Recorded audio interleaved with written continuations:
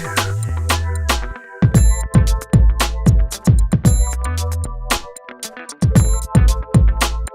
ravi de vous accueillir dans ce webinaire aujourd'hui. J'espère que je pourrai vous apporter les clés pour mieux comprendre le règlement eIDAS et son impact sur la signature électronique en pratique.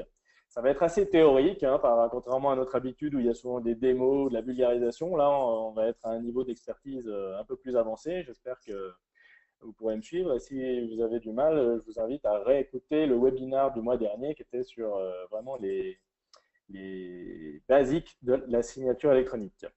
On va commencer immédiatement. Vous n'avez pas la parole, puisque je suis le seul à avoir la parole, car nous sommes assez nombreux aujourd'hui, mais vous avez la possibilité de poser des questions via l'interface de l'outil que nous utilisons.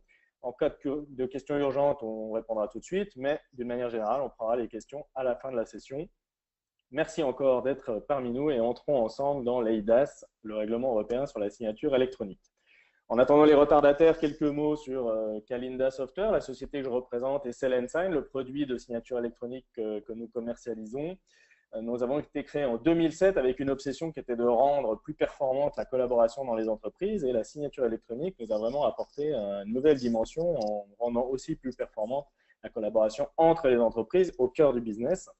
Depuis la sortie de Seal & Sign, il y a environ 2 ans, on a beaucoup de clients dans différents secteurs, dans la pharmaceutique, cosmétique, puisqu'il y a des contrats de distribution conformes à établir avec les points de vente, l'immobilier pour la vente, la gestion ou même la construction, et le BTP, la banque assurance pour toutes sortes de contrats de prévoyance, de santé, crédit, etc. Et la distribution et les services d'une manière générale, pour que ce soit des contrats de travail ou des contrats de prestation de services, de leasing, de location, etc.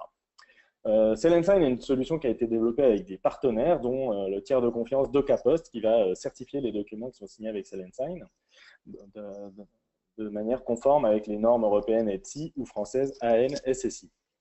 Alors très rapidement, je vais passer sur le cadre juridique de la signature électronique en France pour répéter les bases, mais comme on n'a qu'une demi-heure aujourd'hui, je vais essayer d'enchaîner directement sur l'eIDAS.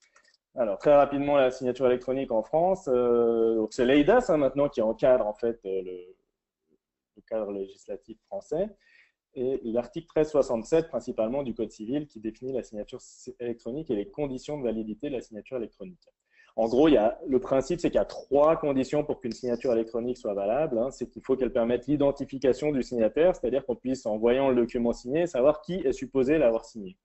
Il faut aussi qu'elle puisse permettre de garantir le lien avec l'acte, c'est-à-dire que c'est dans le document ou de manière liée au document qui est censé avoir été signé qu'on doit trouver la signature. Et aussi garantir l'intégrité de l'acte, c'est-à-dire de pouvoir prouver que le document n'a pas été modifié depuis qu'il a été signé. C'est un peu comme si on paraphait chaque caractère ou chaque lettre du document. Si on réussit à réunir de point de vue technique ces 3 conditions, on a une signature électronique qui est valable juridiquement. Alors pour faire ça, notre tiers de confiance va signer numériquement les documents avec les éléments d'identification du signataire, avec des certificats électroniques agréés eIDAS, sceller le document pour qu'il ne puisse plus être modifié sans que ce soit détectable, et horodater ce document ainsi que les pièces justificatives qui l'accompagnent, et archiver le tout légalement selon la norme NF-Z 42013 pour qu'on soit sûr de retrouver l'original. Ce n'est pas obligatoire d'archiver le document, c'est juste une garantie supplémentaire pour pas qu'on puisse perdre l'original qui est le seul qui puisse faire foi pour la signature. Il peut être dupliqué autant de fois qu'on veut, mais il ne faut pas qu'il soit modifié, corrompu. Enchaînons sur le règlement eIDAS, on va voir qu'est-ce que c'est que le règlement eIDAS, quels sont les services de confiance définis par le règlement eIDAS et qu'est-ce qu'un prestataire qualifié au sens du règlement eIDAS. Puis après, on enchaînera sur le cœur du sujet qui est les niveaux de signature électronique qui sont définis par l'eIDAS.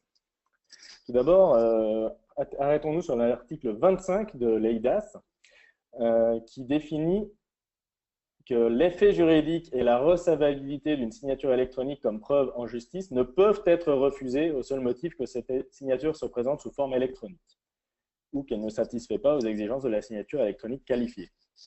En un mot, ça veut dire que la signature électronique est valable et qu'on ne peut pas s'opposer à faire des signatures électroniques avec quelqu'un. Ensuite, l'effet juridique d'une signature électronique qualifiée est équivalent à celui d'une signature manuscrite. Et une signature électronique qualifiée qui repose sur un certificat qualifié délivré dans un État membre est reconnue dans les autres États membres. Donc ça, c'est pour homogénéiser la signature électronique dans tous les États membres. Puisque jusqu'ici, il y avait déjà une directive européenne sur la signature électronique, mais chaque État membre avait interprété à sa façon la directive, ce qui faisait qu'on avait des disparités d'un pays à l'autre et ça posait des problèmes sur tous les contrats transfrontaliers.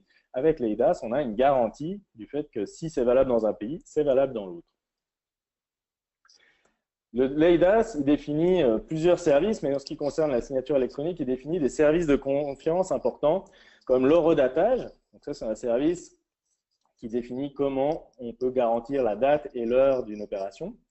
Le recommandé électronique, là c'est un peu indépendant de la signature électronique, c'est pour garantir l'envoi et la délivrance d'un message électronique. Il définit des services de confiance pour les certificats, donc c'est ça qu'on utilise en signature électronique, hein, des certificats de cachet électronique pour les personnes morales, des certificats de signature électronique pour les personnes physiques, ou des certificats simplement d'identification pour des sites internet. Quand on a le petit cadenas, on peut avoir un certificat eIDAS pour cela.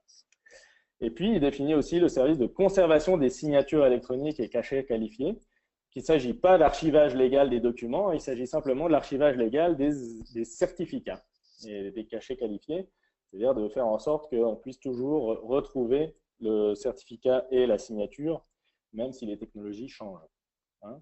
L'archivage légal lui-même n'est pas couvert par l'eIDAS. Voilà, donc tous ces services qui sont définis dans le règlement eIDAS sont normalisés techniquement par les TSI. Et donc, à chaque fois, on va retrouver un numéro de norme qui permet de se référer à la façon dont on doit faire ces opérations de services de confiance prévues par eIDAS. Alors, dans chaque catégorie des services de confiance eIDAS qu'on vient de voir, il y a des prestataires de services qui vont être qualifiés. Ça veut dire qu'ils vont être accrédités par un organe de contrôle de n'importe quel pays de l'Union européenne qui va auditer leurs services, vérifier que leur service est conforme à l'eIDAS et à la norme ETSI qui correspond, et puis leur décerner le statut de prestataire qualifié au sens eIDAS. Alors en France, c'est une société privée qui est LSTI, qui a été accréditée par l'organe de régulation, la NSSI, pour décerner aux prestataires qualifiés le statut de prestataire qualifié au sens eIDAS. Donc on peut être prestataire qualifié pour l'horodatage, pour les certificats de signature électronique, pour le recommandé électronique, etc. Voilà. Ça, c'est une normalisation qui n'existe pas, hein, par exemple, aux États-Unis, et qui est une avancée en Europe. Et tout le reste du monde qui n'est pas encore équipé observe l'eIDAS très attentivement pour essayer de s'en inspirer pour les pays qui ne sont pas encore à la signature électronique. Voilà, j'espère que j'ai pu un petit peu poser le décor. Donc, ce qui est important de comprendre, c'est qu'il y a des prestataires qualifiés pour faire les certificats de signature électronique qu'on pose dans les documents. Si vous ne savez pas ce que c'est, voir le webinaire du mois dernier où j'ai essayé d'expliquer ça avec des petites loupes et des photos, c'était très original. Donc, des prestataires qualifiés pour créer les certificats de signature électronique, pour horodater les documents, pour stocker les preuves, des choses comme ça. Alors maintenant, à partir de ce framework, on va pouvoir regarder quels sont les niveaux de signature électronique qui sont proposés par l'eIDAS. L'eIDAS définit 2 niveaux de signature électronique différents. Et comment vérifier la validité d'une signature électronique? Donc, le premier niveau de signature électronique qui est proposé et défini par le règlement eIDAS, c'est la signature électronique qualifiée. C'est le niveau le plus avancé qu'on peut avoir au sens eIDAS. Ça va avoir une valeur juridique très forte. Donc, on vous retrouve ici les normes ETSI qui sont concernées par la signature qualifiée. Ce qui est important de comprendre, c'est que pour une signature qualifiée, il faut que l'identité du signataire soit contrôlée en face à face par une autorité agréée, une autorité d'enregistrement, ça s'appelle, qui va ensuite lui donner à ce signataire une clé physique qui lui permettra de signer sur un support physique. C'est obligatoirement sur un support physique aujourd'hui, qui soit à son seul contrôle. Donc non seulement c'est quelque chose de physique qu'on va lui remettre en main propre, mais en plus il faut que seul le signataire puisse activer cette signature qui est sur ce support physique. Donc ça veut dire que le délai de délivrance typique, et même en étant optimiste, est d'environ 1 semaine pour que quelqu'un puisse passer de prospect à client, si on veut le faire signer un contrat de vente de manière électronique en signature qualifiée. Il y a un niveau de certificat qualifié QCP qui va être sur cette clé qu'on lui donne au nom du signataire, personne physique, sur le support physique. On est obligé aussi d'avoir un ordre d'attache qualifié, mais ça, c'est pas vraiment problématique. Voilà, donc là, on a une jurisprudence positive avec ça. Maintenant, on voit que c'est très contraignant, ça coûte cher, hein, parce qu'il faut donner à chaque signataire une clé physique avec un certificat nominatif qui a été remis par une autorité. Donc, il y a une personne qui doit contrôler l'identité en face à face, en vrai, hein, physiquement, pas par conf call. Donc c'est long, c'est cher, donc c'est utilisé en fait seulement quand la législation l'exige pour des cas très précis, comme les actes notariés. Quand on va chez le notaire, c'est ça qui va être fait. Les appels d'offres, quand on remet une réponse à un appel d'offres, on est obligé d'utiliser parfois un certificat qualifié ou certains services publics, des échanges dans les services publics. Voilà, c'est quelque chose de très peu utilisé en réalité dans le privé, hein. Ça, c'est le mode le plus avancé défini par l'EIDAS. Ensuite, il y a un mode qui est quand même avancé, qui s'appelle la signature électronique avancée, qui est définie par l'EIDAS.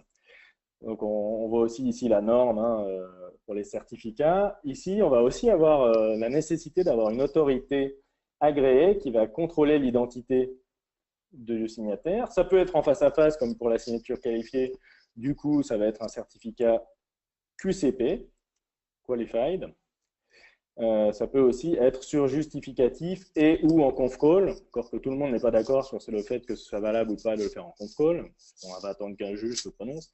Mais là, on aura un certificat de niveau LCP, Lightweight. Donc, bon, typiquement, ça peut prendre dans les 24 heures pour décerner ce certificat, parce qu'il doit y avoir un contrôle normalement manuel qui doit être fait sur ces pièces par l'autorité agréée. Après, en plus, il faut que ce certificat, une fois qu'il est remis, il soit sous le contrôle exclusif du signataire. Donc, il y a forcément un code, quelque chose, un dispositif qui doit permettre au signataire de débloquer cette signature. La valeur juridique de cette signature est forte. Par contre, comme c'est très récent comme notion, il n'y a pas vraiment de jurisprudence encore. Enfin, si vous en avez connaissance, vous pouvez le signaler. Ça m'intéresse de le savoir, mais à ma connaissance, il n'y a pas encore de jurisprudence sur cette signature-là. Donc, quand est-ce qu'on va l'utiliser? C'est quand l'enjeu et le risque de fraude à l'identité sont tous les deux élevés simultanément. Hein, j'ai quelques exemples. Par exemple, une assurance décès, hein, où là, on sait que madame monsieur, hein, va potentiellement avoir accès aux méthodes traditionnelles d'identification du signataire de son conjoint et donc pourrait facilement se substituer à lui ou elle pour signer le document à la place du conjoint, ce qui pourrait donner lieu à une fraude. Je vous passe la suite. Pour un ordre financier aussi, s'il y a un gros ordre financier, un gros virement, un gros paiement qui doit être fait, il est nécessaire de s'assurer de l'identité du signataire puisque l'enjeu est élevé. Des PV de décision aussi dans les entreprises, s'il faut que ce soit vraiment un décideur qui signe. Voilà des exemples. Donc, c'est aussi assez rarement utilisé aujourd'hui. Mon avis personnel, c'est que ça va se développer, c'est-à-dire qu'on va petit à petit tous se mettre d'accord sur des manières plus souples d'identifier les signataires et d'arriver sur cette signature avancée. Mais pour l'instant, c'est assez peu usité. Pour reprendre les termes du règlement EIDAS, la signature avancée, elle permet A, d'être liée au signataire de manière univoque, 2, de permettre d'identifier le signataire, C, elle doit avoir été créée à l'aide de données de création de signature électronique que le signataire peut, avec un niveau de confiance élevé, utiliser sur son contrôle exclusif. C'est là où normalement il faut un dispositif qui permet de débloquer la signature par le signataire. Et D, être lié aux données associées à cette signature de telle sorte que toute modification ultérieure soit détectable, ce qui c'est acquis avec les certificats. Voilà.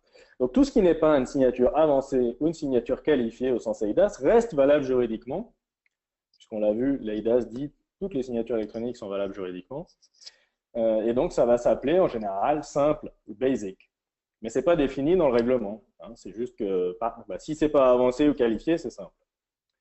Donc là, il y a quand même des pratiques à éviter. Hein. Le document signé et scanné est à éviter. D'ailleurs, il est même limite de dire que c'est une signature électronique dans la mesure où ce n'est pas la personne qui a rajouté quelque chose d'électronique dans le document, elle l'a rajouté sur papier, puis ensuite on l'a numérisé, donc c'est même pas vraiment de la signature électronique. Enfin, la signature copier-coller dans le document, tout simplement je vous donne mon accord écrit dans un mail, ça peut être assimilé à la signature électronique d'un point de vue théorique, mais c'est à éviter puisque c'est très difficile de prouver que c'est bien la personne qui a signé. Et là, il y a de la jurisprudence. Ou bien, oui, il y a quelques solutions américaines qui proposent de taper son nom avec une police de caractère de son choix pour signer un document. Donc ça, on imagine bien que c'est une pratique à éviter. Il y a une jurisprudence. Donc du coup, on se retrouve avec, selon les DAS, 3 niveaux de signature. La signature qualifiée, où il faut une semaine pour obtenir une clé USB qui coûte très cher pour pouvoir signer par la suite. La signature avancée, où il faut quand même qu'une autorité agréée contrôle les justificatifs et fournisse d'une manière sécurisée un moyen au signataire de débloquer, d'être le seul à pouvoir débloquer son certificat, du moins la première fois. Et puis, tout le reste, c'est la signature simple, où on l'a vu, il y a du bon et du mauvais.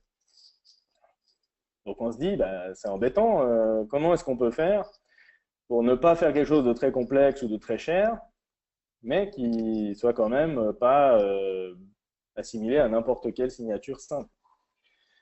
Là, je vous invite aussi à réfléchir toujours avec un point de repère qui est de dire bah, qu'est-ce qu'on fait comme contrôle d'identité en réalité quand on fait signer nos contrats papier. Est-ce qu'on va contrôler l'identité du signataire sur sa pièce d'identité souvent? Est-ce qu'on le fait souvent quand on signe sur papier? Pas toujours, hein, on devrait. Est-ce qu'on va avoir une autorité agréée qui va faire ce contrôle? C'est très rare, hein, donc il faut aussi mettre ça en parallèle. Donc comment faire dans la vraie vie? Donc moi, ce que je vois sur le marché et ce que l'on fait nous chez Selensign, c'est ce qu'on appellera la signature simple certifiée, la signature certifiée, c'est de dire on va combler l'écart entre un niveau sans aucune garantie, qui est la signature simple, où ça peut être du bon comme du mauvais, il n'y a pas de normes, et des processus longs et coûteux, la signature avancée, la signature qualifiée, avec une méthode qui est la plus utilisée, qui consiste à collecter des preuves sur l'identité du signataire, les rassembler dans un dossier et signer ce dossier avec un certificat qualifié au nom du tiers de confiance, par exemple, qui a réalisé ce dossier de preuve. Donc là, on peut dire que ça s'appelle une signature simple parce qu'elle n'est pas avancée ou qualifiée dans la mesure où ce n'est pas un certificat qui est à la main du signataire lui-même ou au nom du signataire lui-même, mais c'est quand même une signature qui porte des certificats qui, eux, sont qualifiés et qui démontrent un processus de recueil du consentement et de constitution du dossier de preuve qui est cadré. Donc la signature certifiée, elle n'est pas définie au sens de l'EIDAS, on l'a bien compris, mais c'est une pratique qui est aujourd'hui très répandue pour permettre la signature électronique de manière rapide et fiable. Et pour ça, elle utilise des certificats qualifiés du plus haut niveau de fiabilité au sens EIDAS, mais au nom d'une personne morale qui a constitué ce dossier de preuve. Et pour chaque signataire, on va formaliser l'identité que l'on a déclarée de ce signataire, puisqu'il n'y a pas forcément de vérification de cette identité, c'est une déclaration d'identité. On va représenter le consentement qu'on a recueilli, et puis on va signer tout ça avec un certificat. L'avantage, c'est que c'est instantané. Et le recueil du consentement, lui, va généralement se faire soit par code SMS unique envoyé sur le mobile du signataire. Donc là, on va mettre dans le dossier de preuve le fait qu'à telle heure, on a envoyé un code unique qui est relié au contrat sur tel numéro de mobile et que ce code a été reporté sur le contrat avec telle adresse IP. Donc on a quand même un faisceau de preuve qui est très fort pour dire que c'est la personne qui avait ce téléphone-là qui a signé, si c'est à distance. Et si c'est en face à face, le mieux, c'est même de prendre des photos, des justificatifs, voire même du signataire lui-même, et les relier au dossier de preuve pour pouvoir, ultérieurement, s'il y a un litige, prouver qu'on avait bien cette personne-là, cette pièce d'identité en main, et puis après, elle va signer sur l'écran. Donc voilà, j'espère que c'est clair. C'est une démarche, c'est pas une invention de chez nous, hein, c'est Selensign, bien sûr. Hein. C'est quelque chose qui est très usité, c'est la majeure partie des cas. C'est de la signature simple certifiée. Donc la valeur juridique est assez forte. Disons que d'un point de vue pratique, c'est plutôt plus fort que ce que l'on fait sur papier, puisque là, on va vraiment formaliser les choses. Et puis, la jurisprudence est positive, a été challengée au plus haut niveau, y compris en cours de cassation. Alors, quand est-ce qu'on va l'utiliser? Dans tous les cas où il faut combiner la fiabilité et la rapidité, par exemple des contrats de vente, des contrats d'abonnement, des contrats de travail, etc. Donc, si on récapitule un petit peu le tableau de quels sont les niveaux de signature électronique qui sont effectivement utilisés sur le terrain suite au règlement EIDAS. Donc, on a les deux niveaux de signature qui sont définis par le règlement EIDAS, la signature qualifiée, la signature avancée, qui sont Pour la signature qualifiée, très rarement utilisée. Pour la signature avancée, pour l'instant, assez rarement utilisée, mais je pense que ça a vocation à se répandre. Et puis ensuite, on a, pour le règlement eIDAS, la signature simple. Et puis, il y a des façons, je dirais, l'état de l'art de faire la signature simple, qui est ici, on a appelé signature certifiée, qui consiste à vraiment avoir une méthode très rigoureuse de conception du dossier de preuve, de recueil du consentement et de certification de ces éléments. Voilà. J'espère que c'est clair. Donc sur l'eIDAS, on a avancé et qualifié, et puis dans la réalité, on a simple, avancé, certifié, qualifié. Alors, comme nous, chez Sell & Sign, on aime bien aussi que les clients puissent être rassurés sur leur mode de signature. On a donné quelques garanties avec Sell & Sign. On a deux garanties fortes qu'on fait avec Sell & Sign sur les signatures. C'est d'avoir choisi le tiers de confiance le plus fiable du marché ici en France, c'est DeCaPoste, qui est une filiale du groupe La Poste. Donc c'est ce tiers de confiance qui va recueillir les preuves dont on parle, les certifier et même archiver les documents signés. Hein, donc c'est la filiale numérique du groupe La Poste, c'est notre partenaire là-dessus. Et puis on a aussi décidé d'offrir à tous nos clients une garantie qu'on a conçue avec l'assureur Generali, de garantie de validité des signatures électroniques Sell & Sign. C'est-à-dire que c'est une assurance protection juridique qui garantit la validité de la signature Sell & Sign sur les contrats que vous allez faire avec Sell & Sign. S'il y a un litige qui porte sur la valeur de la signature électronique, c'est Generali qui va payer le litige. Il y a également dans la garantie Sell & Sign une assurance sur l'usurpation d'identité Sell & Sign, puisqu'on a compris, c'est l'identité qui est importante, que ce soit le signataire, mais aussi la vôtre. Quand vous faites signer le contrat, il ne faut pas que quelqu'un puisse faire signer des contrats à votre place avec Sell & Sign. Donc là, il y a une assurance qui va couvrir ce risque-là. Et puis, il y a aussi un service gratuit de conseil juridique Sell & Sign pour pouvoir poser des questions. Est-ce que je peux faire signer électroniquement tel ou tel contrat? Ou quelles précautions il faut prendre? Faut-il faire une convention de preuve? C'est gratuit avec un numéro de téléphone qu'on peut appeler à partir du moment où on est client chez Sell & Sign. Alors, en pratique, comment ça se passe? Je ne vais pas pouvoir faire une démo aujourd'hui puisqu'on a essayé d'être court et puis d'être très focalisé sur l'eIDAS, mais je vais vous montrer un petit peu des exemples. Bon, avec Sell & Sign, on peut faire signer à distance. Donc là, ça veut dire que je crée un contrat sur mon ordinateur ou sur un système informatique et je veux l'envoyer par mail au signataire pour qu'il puisse signer à distance. Donc, il va recevoir un mail avec un bouton. En cliquant sur ce bouton, il va entrer dans un espace sécurisé où on va lui afficher le contrat et il va recevoir au moment de signer un code SMS unique sur son mobile qui est valable juste quelques minutes, qu'il va falloir qu'il reporte sur le contrat pour donner son consentement. Et à partir du moment, on va faire le dossier de preuve qui comporte tous les éléments, à quel mail on a envoyé le contrat, quelle est l'adresse IP qui s'est connectée, quel est le code qui a été envoyé à quelle adresse. Donc on crée le dossier de preuve avec tout ça, enfin le tiers de confiance crée le dossier de preuve avec tout ça et va le certifier. Et le contrat va porter les certificats avec le nom du signataire et toutes ces preuves. Il y a aussi Sell & Sign en face à face. Donc là, en général, on va avoir des parcours de signature pour qu'une flotte de commerciaux puisse avoir un outil métier qui permet de présenter et de faire signer son offre et de collecter des données qui permettront d'exécuter le contrat par la suite. Par exemple, le prix, la date, le nombre d'unités. Tous ces éléments-là, on va pouvoir les saisir sur une tablette pour qu'ils soient mis dans le contrat et puis ils vont pouvoir être réutilisés dans le système d'information par la suite. Donc là, pour la signature, en général, elle va se faire sur tablette ou smartphone, puisqu'on peut même être en mode déconnecté, sans connexion réseau. Et donc là, on va généralement prendre des photos des justificatifs d'identité, voire du signataire lui-même, puis avoir une signature sur l'écran avec un stylet, et on va construire un dossier de preuve avec tous ces éléments-là. Et des éléments de situation de l'opération. Où est-ce qu'on se trouve, coordonnées GPS, choses comme ça. Et puis, il y a la signature en ligne. Là, c'est un peu comme la signature par mail, sauf que c'est le signataire qui va directement interagir avec un système, un site web par exemple, ou un extranet pour signer le contrat sans qu'il y ait un commercial qui lui ait envoyé. Hein, donc là, on va généralement adjoindre en plus du code SMS des justificatifs d'identité, puisque quand on a un commercial, il sait à qui il s'adresse, alors que quand on a juste un internaute, il faut plus d'éléments. Justificatif d'identité plus code SMS et dossier de preuve. Quelques exemples, hein, dans l'assurance, on va pouvoir, vous voyez, faire sur une tablette, sur un smartphone, sur un ordinateur, un parcours qui va vraiment permettre de configurer une assurance, ici une assurance santé dans le détail, pour qu'on puisse calculer en dynamique les tarifs, etc., faire tous les choix nécessaires sur le plan réglementaire pour concevoir le contrat et le signer directement sur la tablette ou à distance par mail. Dans l'immobilier, on va pouvoir par exemple faire un mandat de vente qu'on peut envoyer à distance, faire un état des lieux sur une tablette où on va retrouver les différentes pièces d'un logement et on va pouvoir donner des détails sur l'état des lieux, des photos, rajouter ou supprimer des pièces.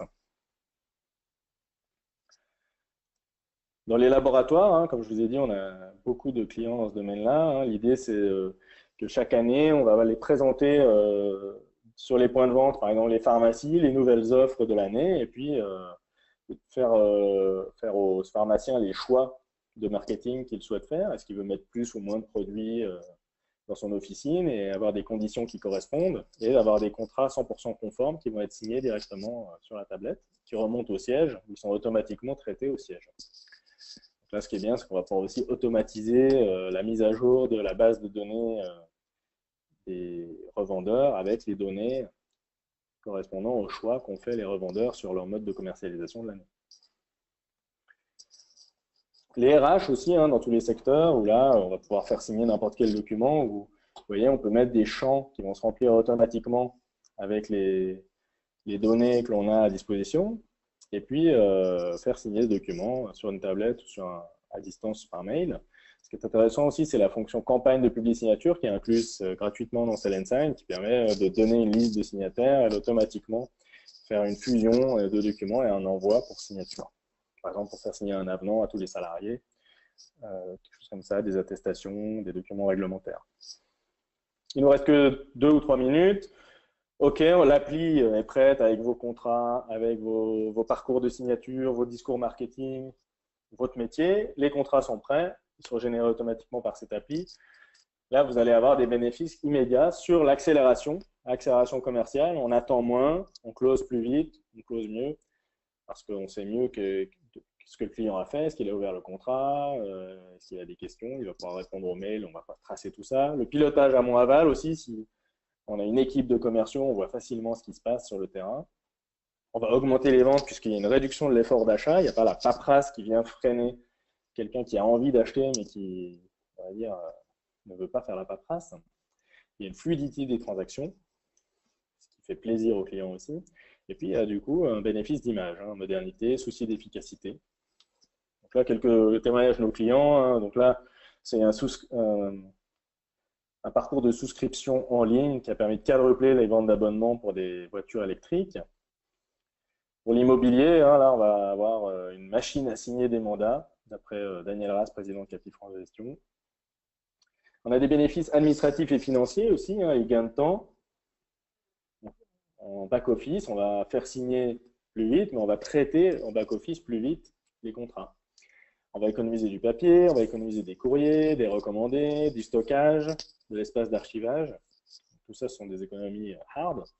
On va réduire les risques, moins d'erreurs, moins de ratures, moins de non-conformité, maîtrise juridique de quel niveau de signature on veut sur quel contrat, quelle borne on veut mettre pour les données qui sont introduites dans les contrats. Et puis un BFR plus court, puisque une facturation plus rapide à partir du moment où le client a signé. Comme toutes les données sont cadrées, on peut directement, par exemple, faire de la facturage ou financer ou bien même facturer. Le laboratoire Bioderma, un de nos clients, qui a complètement éliminé les erreurs, les ratures et les ressaisies de contrats, qui était un vrai cauchemar avant qu'il y ait Sign.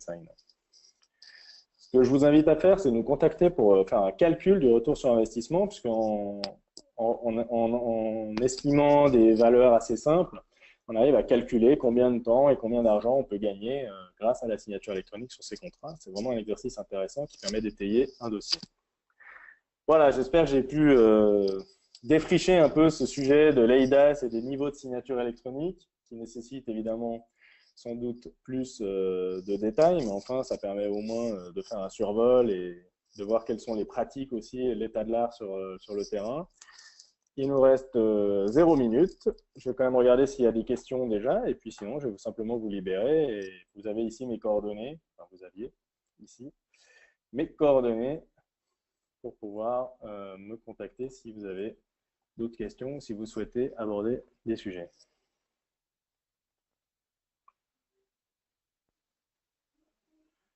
Alors, quelqu'un me demande si le certificat, pour la signature simple certifiée, si le certificat est au nom du signataire ou au nom d'une personne morale. On peut faire les deux. Hein. On peut faire un certificat qui est généré à la volée au nom du signataire, mais du coup, il va être de niveau moins élevé, puisque comme il est généré à la volée sur base d'une déclaration d'identité, il peut pas être qualifié. Hein, puisqu'un certificat qualifié, ça vient démontrer qu'on a vérifié, grâce à une autorité d'enregistrement certifiée, agréée, que c'est bien telle identité pour laquelle on génère le certificat. Alors que si on génère à la volée à partir d'une déclaration d'identité, on ne peut pas avoir ce niveau-là. Donc on peut le faire à la volée, mais avec un niveau plus bas, ou faire un cachet au niveau de la personne morale qui a rassemblé les preuves avec un niveau qualifié, mais du coup qui ne sera pas au nom du signataire lui-même.